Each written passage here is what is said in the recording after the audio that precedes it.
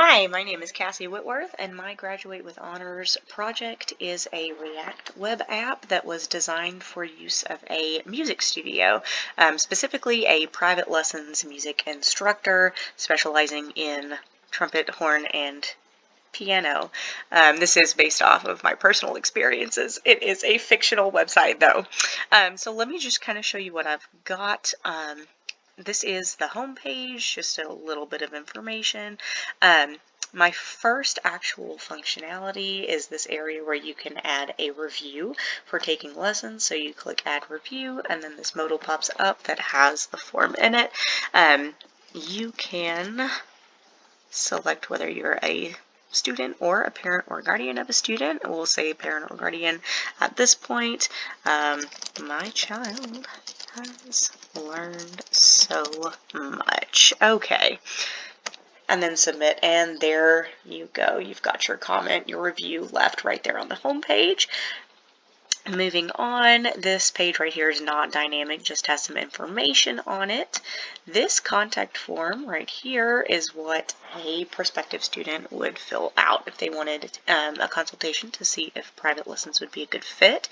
This information right here is actually all going to populate as a card in this teacher portal. Now, I don't have anything set up for authentication on this right now, but if this was an actual working thing in the real world, then this would be a portal that a teacher would log into and be able to see all of the prospective students or, parents of those prospective students that have filled out a consultation form. So let's go back to the contact form, and we'll put in some information right here.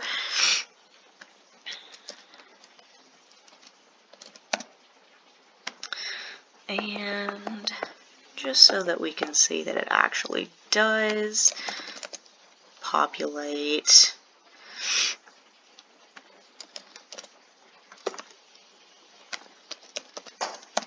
We will fill out this information. Let's say they want to take some horn lessons and have some experience already. So we're going to submit that, and that is going to pop over here to a new prospective student. So now we have all of Joe Bobby's information here. The teacher can contact Joe Bobby and set up a consultation. Now, if the teacher decides, yes, this is a good fit, we are going to start lessons, then hit book now, and this modal pops up with the book lesson form. We're going to go ahead and still fill out Joe Bobby's information. This right here is actually going to become another card in the scheduled lessons page. Let's see, we want this to be recurring. Yes, it is not going to be a virtual lesson. We want to have it on Thursdays at 3:30 p.m. and sure, the start date could be today. So now that we've got that filled out, let's go to schedule lessons, and here we go. Joe Bobby has popped up that we are going to have our lessons on Thursdays at 3:30 p.m. Now, this page right here, the lessons page, just gives an idea of what kind of lessons are going to be available through the studio, and anytime a prospective student clicks on request a consult, it'll take you to that contact form, the request more information form.